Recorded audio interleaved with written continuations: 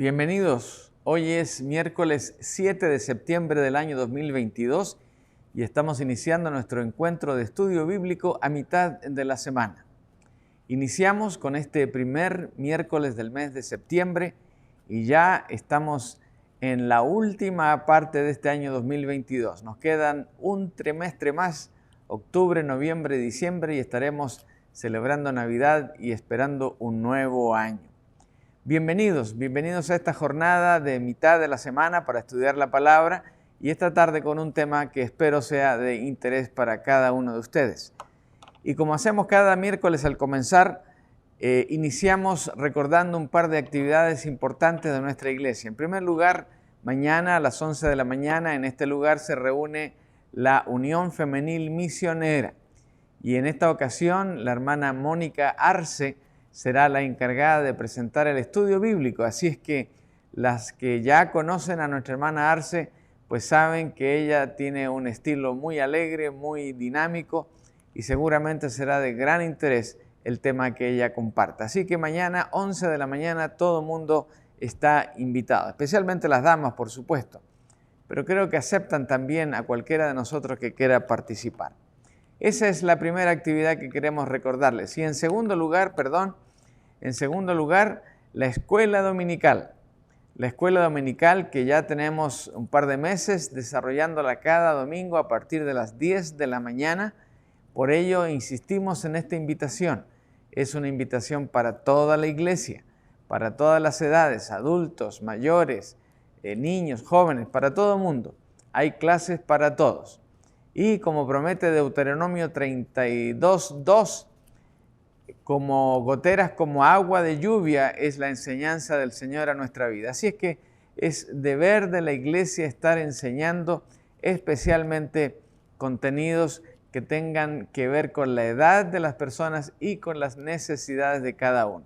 Así que prepárese, participe, invite a alguien a que acompañe también y, lo más importante, llegue a tiempo.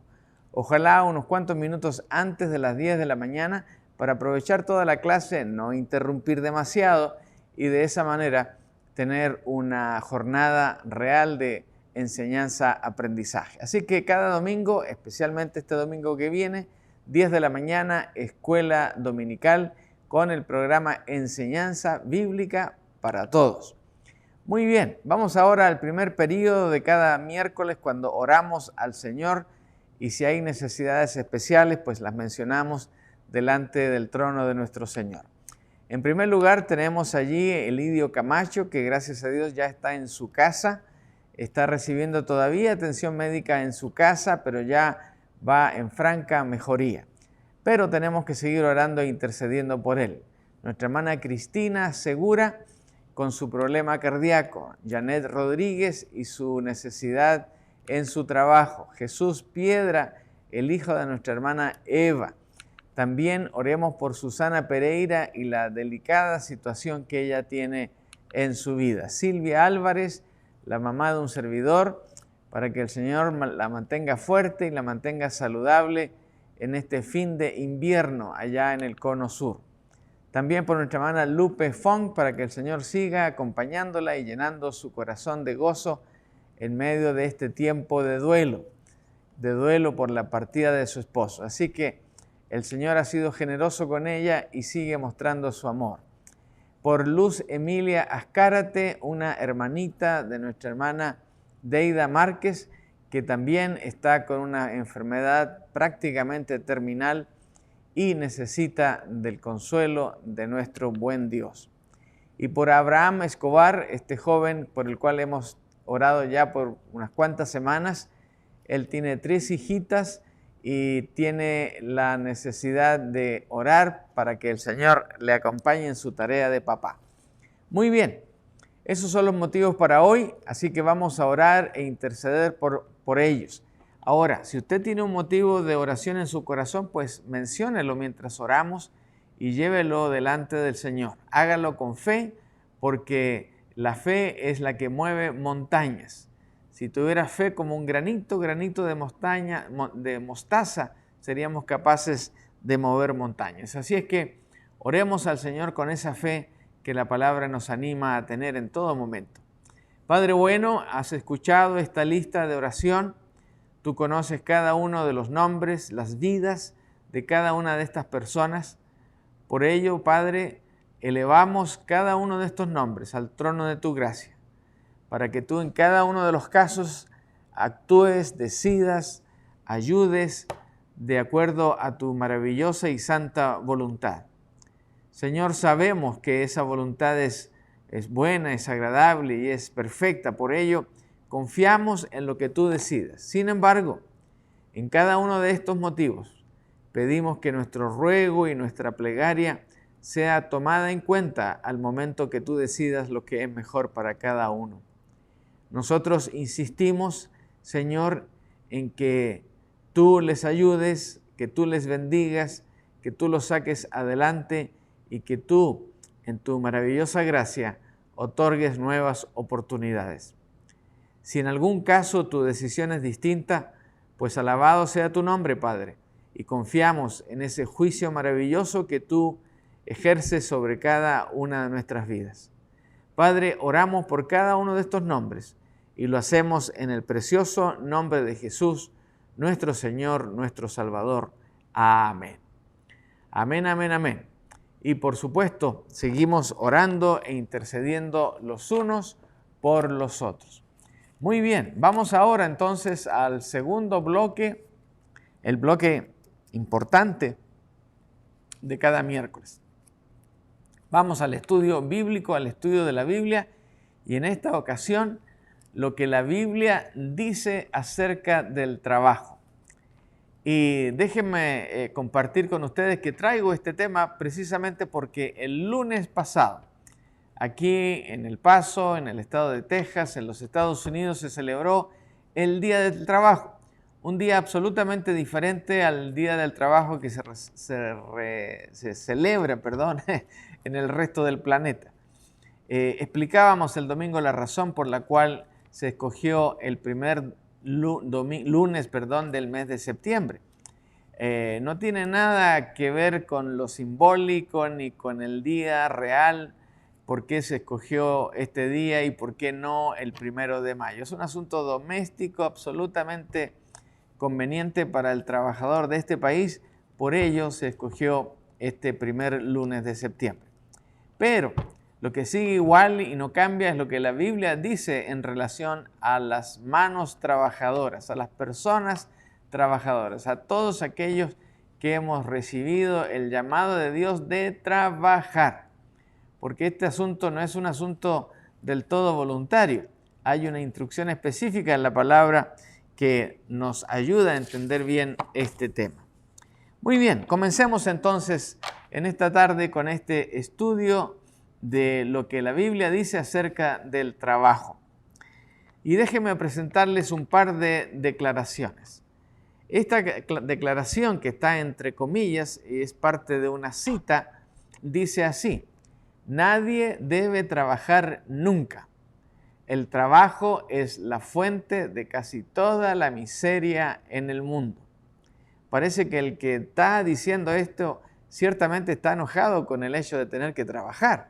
Bueno, veamos la segunda afirmación. Casi cualquier mal que quisieras nombrar viene del trabajo o de vivir en un mundo diseñado para trabajar. ¡Wow! Qué resentimiento tremendo de esta persona contra el trabajo. Casi cualquier mal, dice él, que quisiéramos nombrar viene del trabajo o de vivir en un mundo que está diseñado para trabajar. Y en esa última parte creo que no se equivoca para nada. Y después dice, para dejar de sufrir tenemos que dejar de trabajar. Bueno, ¿quién dijo estas palabras? Estas palabras constituyen el comienzo de un ensayo escrito por un señor Juan Negro o John Black. Y lo escribió esto en el año 1985, es decir, hace unos 30, 40 años atrás, titulado La abolición del trabajo, o sea, la eliminación del trabajo. Ahora, en una cultura amante del ocio, muchos sinceramente harían eco a las palabras de Mr. Black, como las que hemos visto. Para dejar de sufrir, tenemos que dejar de trabajar. Ahora, déjenme darles un dato acerca de lo que sucede por lo menos en nuestro país, acá en los Estados Unidos. Un trabajador normal, un estadounidense normal, invierte o gasta aproximadamente el 50% de sus horas de vigilia trabajando. O sea, en un día, todas las horas que está despierto, la mitad de ese tiempo las invierte trabajando. Así que realmente es una proporción alta la que ocupamos de nuestra vida en el trabajo. Y tal vez por eso el señor Black estaba tan enojado con estas realidades que escribe estos párrafos tan tremendos en contra del trabajo. Así que eso nos lleva a otra pregunta. ¿El trabajo es una maldición o es algo para lo que los seres humanos fueron especialmente diseñados de manera única? ¿El trabajo es una maldición, como lo afirma Mr. Black, o es algo para lo cual los seres humanos fuimos diseñados de manera muy especial? Bueno, en contraste, como decía, a las afirmaciones que hace Bob Black, la importancia y el carácter benéfico del trabajo es un tema que se enfatiza, se aclara en muchos puntos de la Escritura, de la Biblia. Desde el Antiguo Testamento hasta el Nuevo Testamento, prácticamente en todo lugar se encuentran referencias a el trabajo. Y en todas ellas, pues el trabajo es parte de aquello que dignifica al hombre. Así que, por ejemplo, el origen del trabajo está descrito en el libro de Génesis. Allí en el primer libro de la Biblia. Ahí en el Génesis hay una historia y un evento específico que habla del trabajo. Y lo primero que dice que el primer trabajador de la creación que conocemos no fue usted ni fui yo, sino que fue el propio Dios creador. Así es. El propio Dios creador fue el primer trabajador ocupado en la creación del mundo. Para Dios poder crear este mundo, crear este universo, crear este planeta y crear todas las galaxias infinitas que hay a nuestro alrededor, Dios tuvo que trabajar.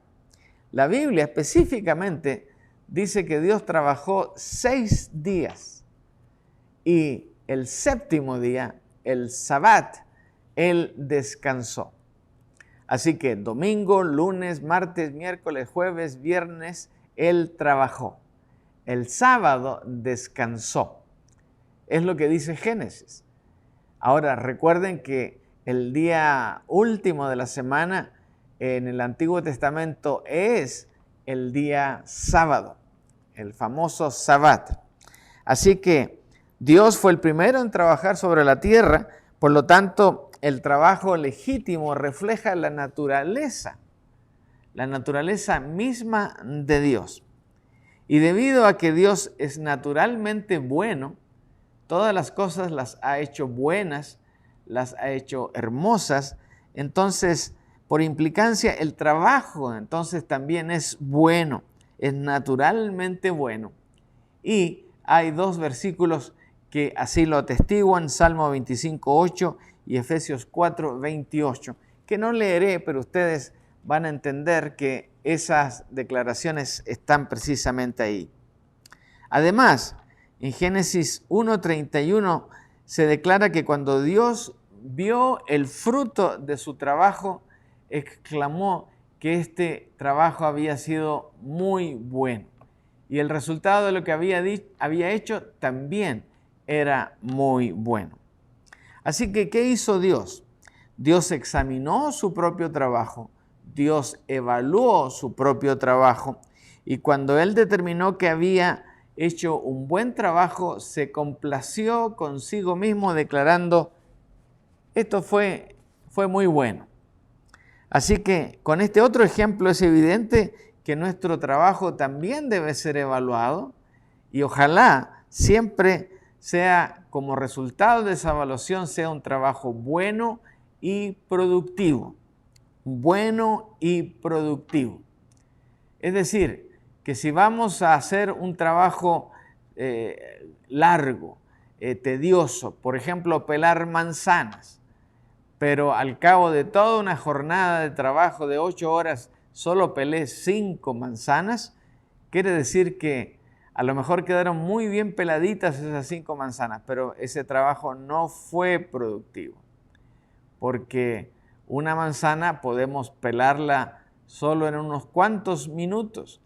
Y en una jornada de 8 horas, que tendríamos 4.800 segundos, hermana productora, 60 por 8, entonces tendríamos la capacidad de pelar muchísimas más manzanas. Así que la recompensa por el trabajo es el honor y la tremenda satisfacción que tenemos de ¿qué? De haber hecho una buena labor. Eso, qué lindo cuando uno hace un buen trabajo y después lo mira, dice, qué bien me quedó, qué bien me quedó. O cuando la gente trabaja en la oficina con papeles, documentos y tiene un alto de casos que fueron terminados, evaluados, revisados. Mira que me rindió el día, dicen algunos, ¿verdad? Y esa es la satisfacción. Así que a través de la revelación natural, la existencia de Dios es dada a conocer a cada persona sobre la tierra, donde el trabajo es parte de ese existir. Así, la obra revela algo sobre el que hace el trabajo. Usted en muchos casos descubre que una persona hizo buen trabajo o mal trabajo viendo el resultado de ese trabajo minutos, horas, años después. Años después. Usted, por ejemplo, está examinando algo en su casa que se estropeó y usted pregunta, ¿pero por qué se estropeó? Y empieza a revisarlo, abre la cajita del interruptor, se da cuenta que algo no está bien ahí, corta la corriente general, toma un destornillador, un desarmador, abre esa caja y se da cuenta que uno de los cables fue puesto allí sin la suficiente aislación para tener un contacto bueno en uno de sus extremos. Por ello, la vibración, el movimiento, el prender y apagar diariamente 2-3 veces hizo que se soltara y de repente, ¡pum!, no hubo más interruptor. Qué diferente es cuando alguien hace un buen trabajo y pasan 10 años, 50 años, 60 años y esa casa, ese interruptor, esos artefactos siguen funcionando de manera ininterrumpida. Así que la realidad muestra que el Salmo 19 nos revela este asunto de que Dios se revela por su obra y nosotros nos revelamos también por nuestro trabajo. Los cielos proclaman la gloria de Dios, dice el Salmo 19, el firmamento revela la obra de sus manos. Si usted quiere ver si el trabajo de Dios está bien hecho, le invito mañana a las 6:30 de la mañana, salga a su patio y mire el amanecer. Si hay algo que usted descubre que está mal, por favor avíseme. Yo, en mi experiencia, cada mañana que lo hago es un deleite mirar el trabajo de mi Señor. Así es que nuestro trabajo, que su trabajo, que mi trabajo, siempre sea el resultado de un esfuerzo meticuloso, hecho con todo el corazón, porque cuando hemos de hacer nuestro trabajo, aunque alguien más paga nuestro salario, dice Pablo que debemos trabajar como que nuestro amo, nuestro Señor, nuestro patrón, nuestro jefe es el propio Señor Jesucristo. A Él servimos, para Él trabajamos. Y eso da un gozo a nuestra labor absolutamente diferente. También expone los rasgos de carácter, motivaciones, habilidades y personalidades de cada quien cuando vemos una muestra de ese trabajo. Jesucristo hizo eco de este principio allí en Mateo 7:15 al 20, cuando declaró que los árboles malos producen frutos malos y los árboles buenos producen frutos buenos. ¿De qué árboles es usted? ¿De qué tipo de árbol es usted? ¿De aquel que produce frutos buenos o que produce frutos que desilusionan no solamente a usted mismo, sino también a sus supervisores o a sus jefes, algo a tomar en cuenta. También en Isaías 43:7 se indica que Dios creó al hombre para su propia gloria. Y esto nos lleva a que cada vez que desilusionamos a alguien con un trabajo mal hecho, estamos dejando también el testimonio de nuestro Señor en mal lugar. En 1 Corintios 10:31 leemos que hagamos lo que hagamos debe ser para su gloria, la gloria de Dios. Es decir, si usted no lo sabía todavía, a través del trabajo usted y yo glorificamos a Dios. Glorificamos a Dios. Entonces, ese trabajo no es solamente el trabajo que se hace en la iglesia, no es el que se hace en su comunidad cristiana, no.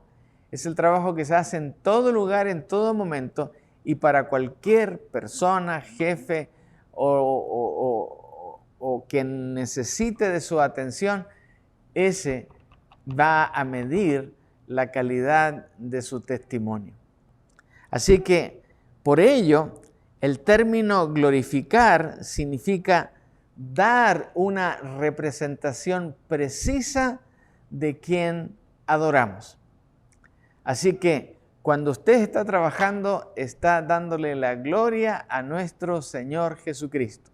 Y cuando usted está haciendo eso, está haciendo una representación precisa del amor y de la gracia del Señor. Cuando a usted le toca hacer un trabajo y después su supervisor, supervisora, mira ese trabajo y ve que lo hizo corriendo, sin prestar atención, sin la delicadeza o la hermosura que requería ese trabajo, y usted no lo hizo, la desilusión de ese supervisor, jefe o lo que sea, se trasluce en que Dios no recibe gloria por eso. Por el contrario, la queja de esa persona o hasta la maldición de esa persona contra usted va a llegar también a nuestro Señor. Así que no se olvide, el término glorificar en la Biblia significa dar una representación precisa de a quien usted glorifica. Yo glorifico a Cristo. Así que lo que yo hago, intento hacer cuando no lo sé, pero me las ingenio para aprender, quiero hacerlo glorificando a mi Señor. Por lo tanto, el trabajo realizado por los cristianos debe dar al mundo una imagen precisa de nuestro Creador, en justicia, en fidelidad y en excelencia. Escúcheme bien, en justicia, en fidelidad y en excelencia.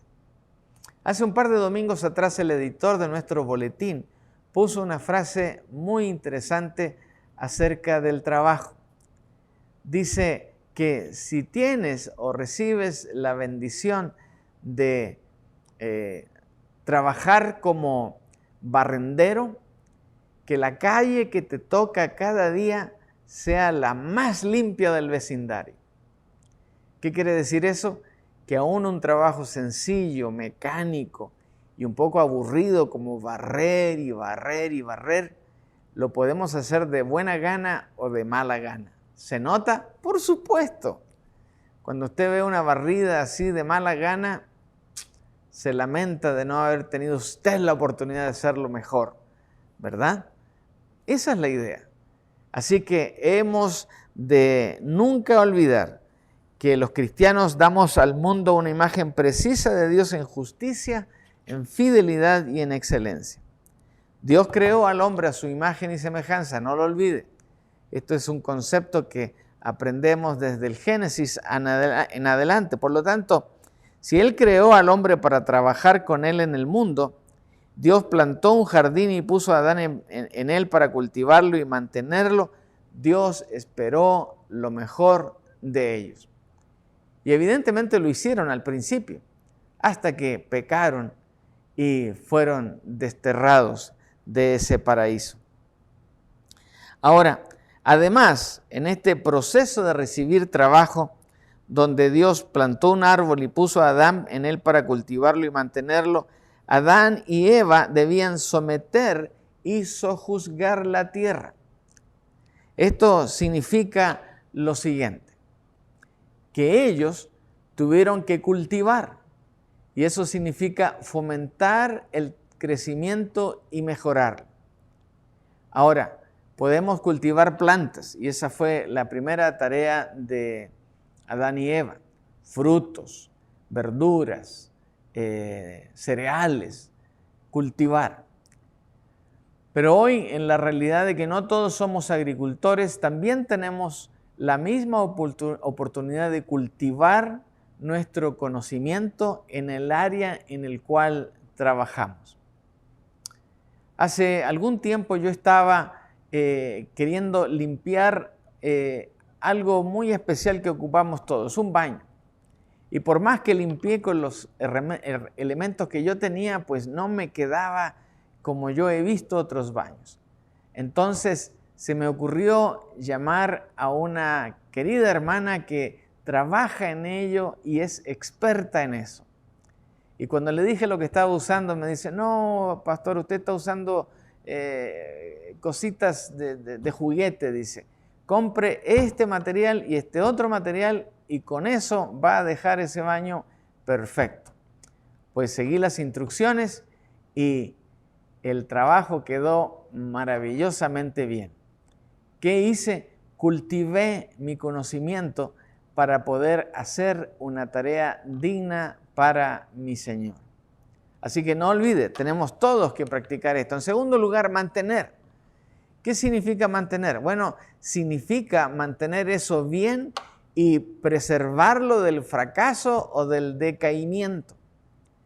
Si usted no hace bien una tarea, eso que implicaba esa tarea va a ir corroyendo, va a ir ensuciando, va a ir estropeando ese objeto. Por lo tanto, debemos mantener. Algo bien mantenido va a lucir como nuevo cada día frente a nuestros ojos. Si no lo mantenemos, por alguna razón no tan misteriosa, ¿verdad?, el tiempo pasará sobre eso y no habrá mayor asombro. En tercer lugar, dominar significa ejercer control y disciplina. Bueno, dominar nuestra tarea, dominar nuestra habilidad es parte de ese ejercicio de controlarlo y de mantener una disciplina en hacerlo. ¿Cada cuánto tiempo hay que limpiar un lugar? Bueno, depende de su uso. Si hay que limpiarlo todos los días, si hay que usarlo todos los días, es menester limpiarlo todos los días. Si se va a usar una vez a la semana, una vez cada 15 días, pues podemos espaciar ese trabajo. Pero para eso hay que tener dominio. Y finalmente, sojuzgar la tierra, dice el pasaje. Bueno, significa administrar y asumir la responsabilidad por tomar decisiones o por no tomarlas. A veces postergamos un trabajo. No, hoy no tengo tiempo. No, mañana no tengo ganas. Y al tercero, vamos a ver, y ya se había destruido. Tenemos que sojuzgar, emitir un juicio que nos lleve a una administración adecuada y después de eso asumir la responsabilidad. Si todo está bien, recibiremos elogios. Si no todo está bien, pues me temo que habrá más de un regaño. Así que estas instrucciones, cultivar, mantener, dominar y sojuzgar, que vienen de Génesis, son y se aplican a toda disciplina, a todas las vocaciones, a todos los trabajos que podamos tener. También podemos observar otro detalle más. Los líderes de la Reforma del siglo XV vieron una profesión como un ministerio ante Dios. Ellos observaron, leyendo la Escritura, evaluando estos conceptos, que cualquier profesión era también un ministerio a Dios. Cuando los puestos de trabajo son vistos como un ministerio ante Dios, deben ser reconocidos como ministerios. Y deben ser reconocida la persona que hace ese trabajo como un ministro. ¿Un ministro de quién? De Dios. Un ministro de Dios. Y los lugares de trabajo deben considerarse como lugares de misión, donde habrá un Dios siempre, al cual hay que darle honra y honor, y donde su gracia hay que manifestarla haciendo trabajo con fidelidad, con productividad y con excelencia siempre. Ahora, todos sabemos la historia, ahí en el capítulo 3 de Génesis sabemos de la historia de la caída del hombre frente a la gracia de Dios.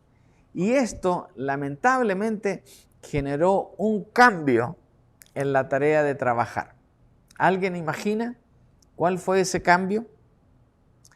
No se olviden, Adán y Eva cometieron un pecado garrafal, un pecado gigantesco, que trajo consecuencias nefastas para ellos y aún trajo consecuencias para nosotros en el día de hoy. Entonces, Dios, cuando vio este pecado tan grande, emitió unos juicios contra ellos, juicios, como digo, a los cuales nosotros también hemos recibido. Y el más grave de esos juicios fue la muerte.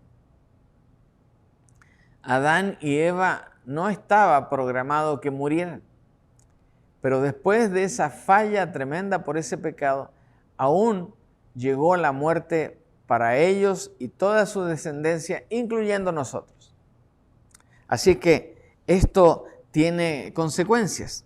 Repasemos un pedazo de ese pasaje allí en Génesis 3, 17 al 19.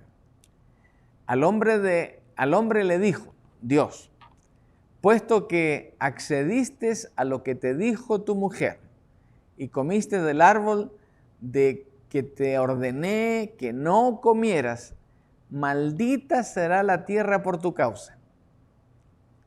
Así que, como quien dice, agrego esto: por lo tanto, con dolor comerás de ella todos los días de tu vida. Te producirá espinos y cardos, y comerás hierba del campo.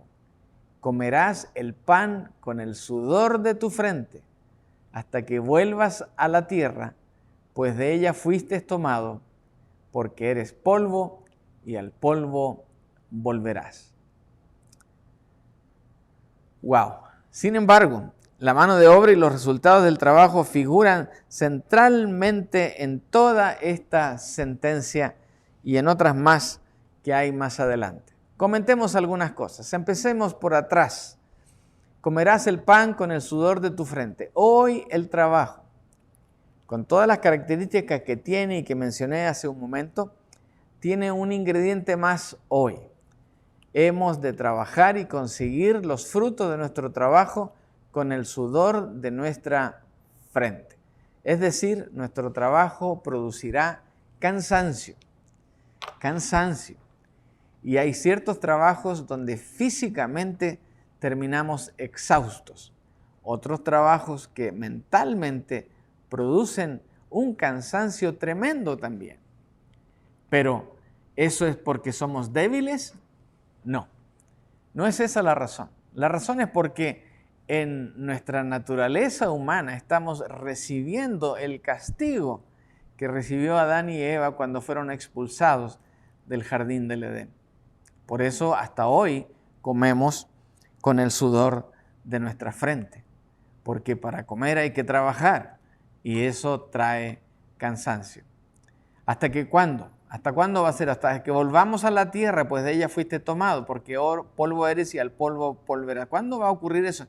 Bueno, cuando muramos y vayamos al cielo y estemos con el Señor en el reino maravilloso de Él, pues allí no habrá trabajo que produzca sudor en nuestra frente. El trabajo que haremos allá será un trabajo de gozo, alegría, y que no traerá extenuarnos después de unas cuantas horas de trabajo.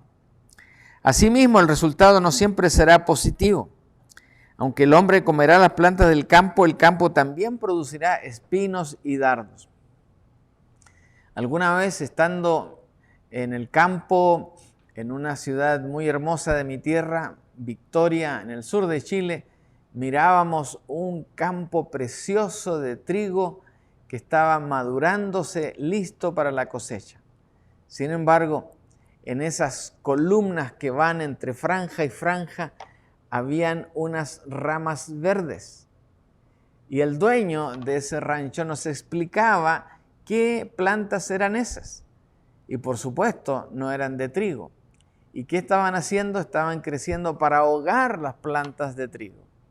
Entonces él se quejaba porque eso traía más trabajo, había que estar vigilando esas matas que no crecieran y que no fastidiaran el crecimiento del trigo. Y pues había que estar ahí hasta que madurara y se cosechara ese trigo, estar vigilando día por día para que esa planta no creciera, y si crecía había que ir a atacarla, sacarla, cortarla, en fin, batallar duramente para lograr la cosecha anhelada. Así que en muchos casos, dado esas dificultades, el trabajo duro no siempre es recompensado de la manera en que todo trabajador anhela y desea. También se observa que el hombre comería de los productos del campo. Y ahí vemos en ese ejemplo que acabo de darles que maravillosamente después podíamos ver ese trigo que estaba siendo molido y se transformaba en harina de trigo. Harina que se usaba para hacer tortillas, para hacer pan, para hacer pasteles, para todas esas cosas que comemos con regularidad en nuestra vida. También un jardín es un símbolo de un paraíso terrenal hecho por Dios como un recinto seguro. También los jardines simbolizan la pureza y la inocencia. La tierra o el campo, por el contrario, representa un espacio sin límites y sin protección, un énfasis en la pérdida de la inhibición y la mundanalidad. Por lo tanto, el ambiente del trabajo puede también ser hostil, especialmente para los cristianos. Hace algunas semanas, en nuestra penúltima calle en la cual debemos doblar diariamente mi familia y yo para llegar a nuestra casa, hubo un problema con una tubería de gas, una tubería de unas 4 o 6 pulgadas de diámetro. Tuvieron que hacer un hoyo muy grande para reemplazar las válvulas que se estropearon y las cañerías. Pero sucedió en varias ocasiones cuando íbamos saliendo de casa o llegando a casa o al mediodía regresando para atender alguna cosa, que había de esas personas que estaban trabajando unos 3 que seguían con pico y pala tapando o abriendo el agujero, y otros 7 u 8 que estaban ahí de brazos cruzados mirando y conversando. Entonces, rápido apareció el comentario, ¿verdad? Miren, esos que 3 trabajando y los otros 7 ahí de flojos. Esa fue la primera expresión que resultó. Pero haciendo ese comentario, un día con otra persona que iba en nuestro vehículo y que trabajó por muchos años en la parte norte de este país, él nos explicaba y decía, lo que pasa y la razón por la cual el supervisor de ese grupo, porque había un jefe ahí que estaba mirando lo que estaba pasando y que no obligaba a estos otros a reemplazar o trabajar. Si imagínense, 3 se demoran tanto en hacer un hoyo, pues si son 6, la cosa va a andar más rápido, ¿verdad? Pero él nos contaba y nos decía, el problema está en que hay ciertos trabajos que están bajo la supervisión de un sindicato. Y los sindicatos que han hecho muchas cosas positivas en beneficio de los trabajadores también caen en el error de buscar maneras de proteger la lentitud o la flojera de sus propios trabajadores. Entonces, cuando aparece una persona, un trabajador, 2 trabajadores que trabajan demasiado rápido, con mucho ahínco, con mucho entusiasmo, vienen los demás compañeros y le dicen, oye, calmado, esto tenemos que terminarlo en 3 días, no lo podemos terminar en un día. ¿Pero por qué? No, porque así son las reglas del sindicato. Entonces, ¿para quién trabajaban esas personas? ¿Para la compañía dueña que estaba haciendo ese trabajo o para el sindicato? Lamentablemente, no todo el juicio de un sindicato es positivo, precisamente porque los sometieron alguna vez a trabajos demasiado forzados y ahora como que el desquite es al revés, ¿verdad? Ahora, leamos este pasaje porque la Biblia nos habla, ya lo dijimos, que vamos a trabajar con el sudor de nuestra frente, ¿verdad? Pero veamos lo que ocurrió o que ocurría ahí en Éxodo 1, 13 y 14. Dice, déjenme ubicarlos en el contexto. Acuérdense que los hijos de Israel, comandados por José, cuando llegaron a Egipto, recibieron un trato muy amable, muy generoso de parte de los egipcios. Pero cuando los egipcios vieron que los israelitas se estaban reproduciendo, cada año pues nacían nuevos niños y el pueblo iba creciendo. Alguna vez uno de esos faraones se asustó y pensó, estos van a crecer tanto que un día nos van a quitar a nuestro país. Entonces empezaron a fastidiarlos y a darles trabajos duros y tratarlos de mala manera. Por eso los egipcios sometieron a los hijos de Israel a una cruel servidumbre. Es decir, los transformaron en esclavos.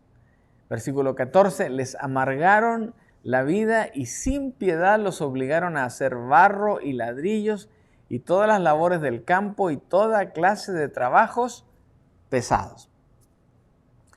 Yo no sé si alguno de ustedes alguna vez ha hecho un ladrillo de barro, pero es un trabajo no solamente sucio, sino pesado, porque cuando usted empieza y amasa esa cosa y hace un bloque de barro, eso pesa, ¿verdad? Hay que ponerlo en un contenedor, después secarlo, después coserlo, ponerlo, retirarlo.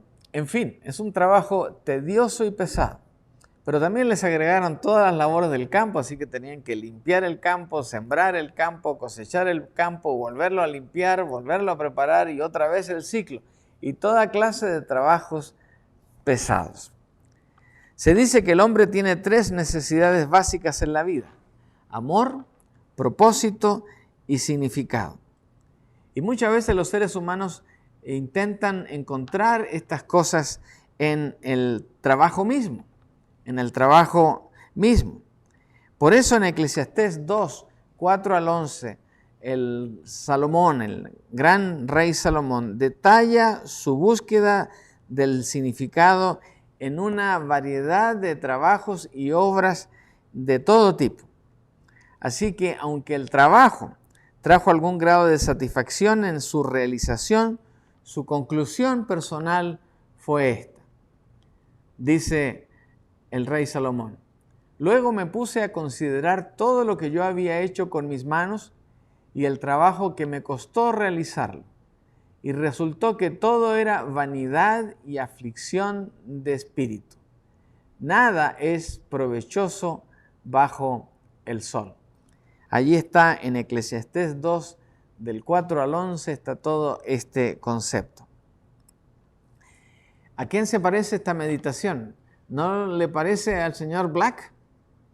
Casi es lo mismo. ¿Por qué? Bueno, vamos a llegar a la respuesta en un momento más. El trabajo no se realiza solo para beneficiar al trabajador, sino también a otros. Y esto es lo que no vio Salomón ni vio Mr. Black.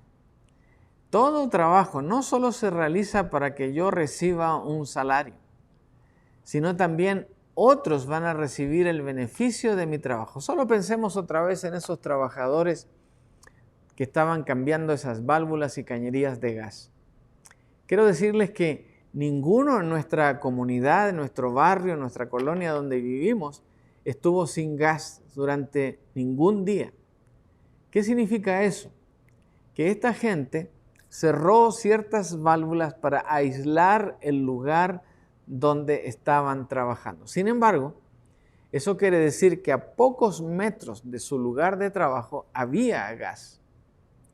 Por lo tanto, había un riesgo permanente de pasar a llevar otra cañería, de golpear algo o que una máquina simplemente se hundiera en esa zanja y podría ocasionar una explosión tremenda.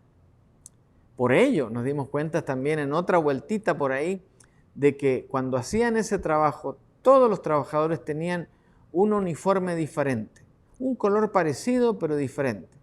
Y después nos dimos cuenta que eran todos uniformes capaces de resistir las feroces llamaradas de un gran fuego. ¿Qué quiere decir? Estaban súper protegidos en el caso de que se declarara un incendio espontáneo y esas personas pudiesen preservar su vida. Ahora, ¿ellos se arriesgaron por su salario solamente? No, se arriesgaron por nosotros. Nunca quisieron que algo malo pasara. No solamente para preservar sus propias vidas, sino para que ninguno de ese barrio, de esa colonia, de esa comunidad, fuéramos dañados. Así que, y nunca fue interrumpido el servicio de gas, así que ninguno de nosotros dejó de cocinar, dejó de que sus calentadores de agua funcionaran, en fin, todo estuvo normalmente. Por ello, esos pasajes que están ahí nos verifican que el trabajo no se realiza solo para beneficiar al trabajador, sino también a otras personas. En segundo lugar, el trabajo es un don de Dios para su pueblo y será bendecido. Es decir, Dios hace de que nuestro trabajo sea un verdadero regalo para su pueblo y por eso hay bendición. Y también Dios equipa a su pueblo para su trabajo. Dios nos equipa a cada uno, aún a veces a hacer cosas que pensamos que no nos gustaban, pero después que lo aprendimos y recibimos la capacitación, resulta que nos gustó. Y no solamente nos gustó, éramos buenos para hacerlo. Por lo tanto, el Señor bendice a otros a través de ese trabajo, también nos bendice a nosotros porque nos pagan, y también nos equipa, nos dio la oportunidad para prepararnos y para hacer ese trabajo. Ha habido últimamente mucho debate sobre las obligaciones y responsabilidades sociales hacia los desempleados, sin seguros y sin educación en la sociedad. Eso es un tema que preocupa mucho a todas las autoridades.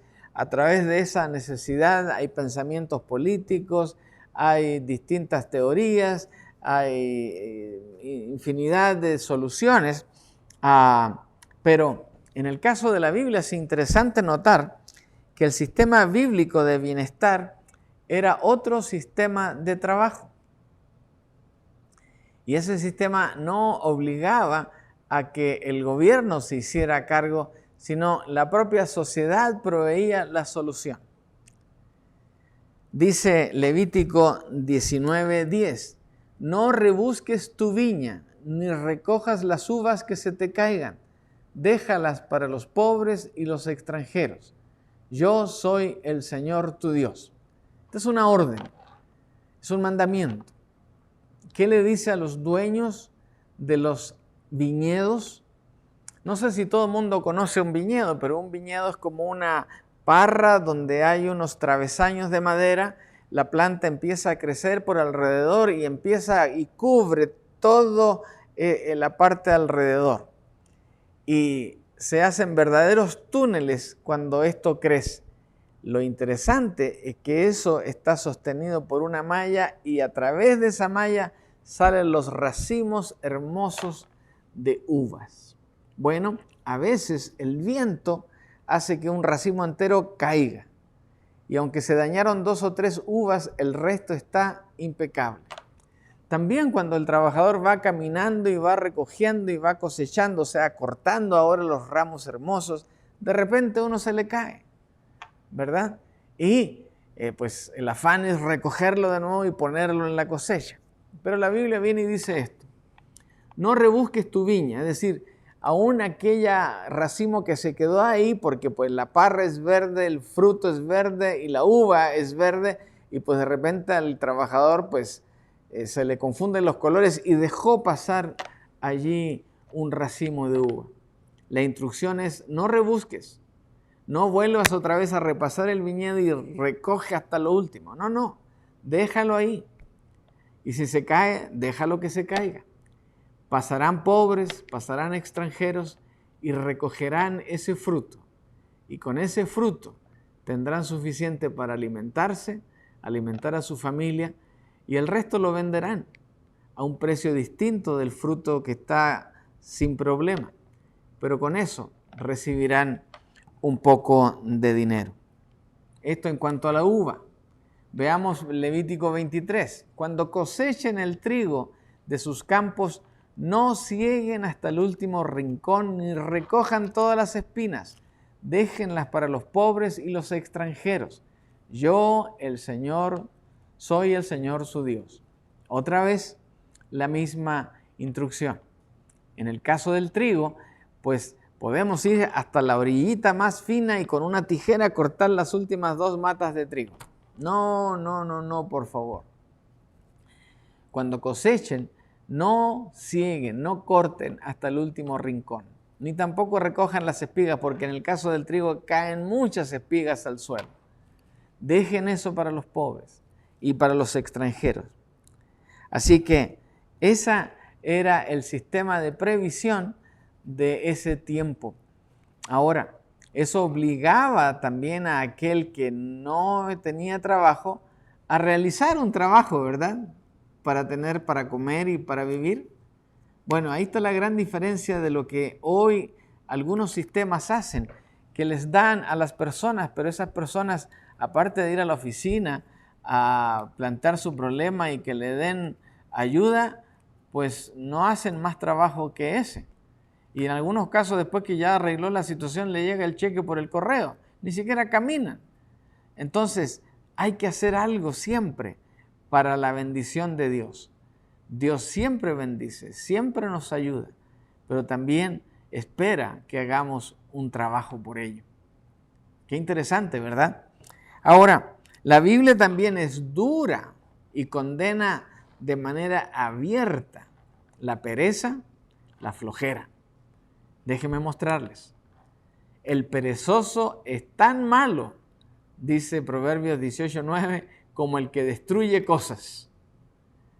Siempre pensamos que alguien viene y rompe una ventana. ¡Ah, qué malo es ese! Alguien que viene y roba una casa. ¡Ah, qué malo es ese! Pero el perezoso es tan malo como el que hace todas esas barbaridades. Mira, ahí lo tomaron a este señor en su computadora durmiendo feliz de la vida, mientras el jefe atrás preguntando: oye, ¿viniste a dormir aquí o viniste a trabajar? Evidentemente no está haciendo lo apropiado. Pablo también deja abundantemente claro la ética cristiana del trabajo. Ustedes y yo tenemos que tener en cuenta esto. Por si alguno no provee para los suyos y mayormente para los de su casa, ha negado la fe y es peor que un incrédulo. ¿Contra quién está hablando? Contra todo aquel que no trabaja para proveer para su familia. Así que, cuidado los flojitos. Yo sé que ningún flojito me está viendo y escuchando esta tarde, pero cuidado que se asoma alguno por ahí y la declaración de la palabra es severa. Además, la instrucción de Pablo a otra iglesia con respecto a quienes preferían no trabajar era esta: no os apartéis de todo hermano que ande desordenadamente y no según la enseñanza que recibisteis de nosotros. O sea, lo leí mal.